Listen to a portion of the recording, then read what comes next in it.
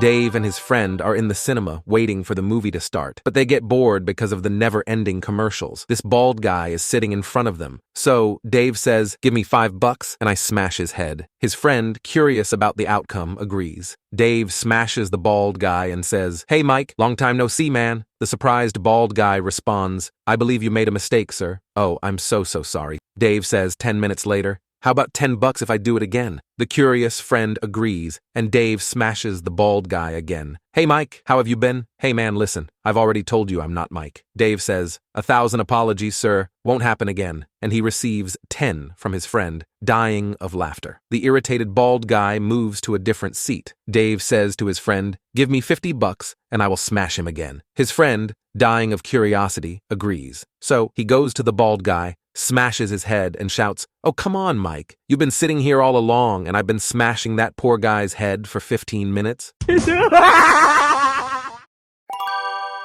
Dave is in a movie theater to watch The Lord of the Rings that he notices a man enters the theater with his dog. He sits right in his front seat and sits his dog in the seat next to him. Dave thinks it's unusual, but because he likes dogs, he decides to tolerate the dog as long as it's not a distraction. The movie starts, and pretty soon, there's a funny part. Surprisingly, the dog makes some low-wooing sounds that seem like laughter. First, Dave thinks it's a coincidence, but in a little while, there's a sad part, and the dog appears to be weeping. In just a few minutes, there is a scary scene, and the dog hides his face between his paws. Dave believes that the dog really understands the story because this behavior continues throughout the movie, and he is astounded. When the lights come up, he taps the dog's owner on the shoulder and tells him, "I gotta say, and I know it sounds weird, but it seemed like your dog really enjoyed this movie." The dog owner looks at the dog and nods. "I know, it really is weird because he absolutely hated the book."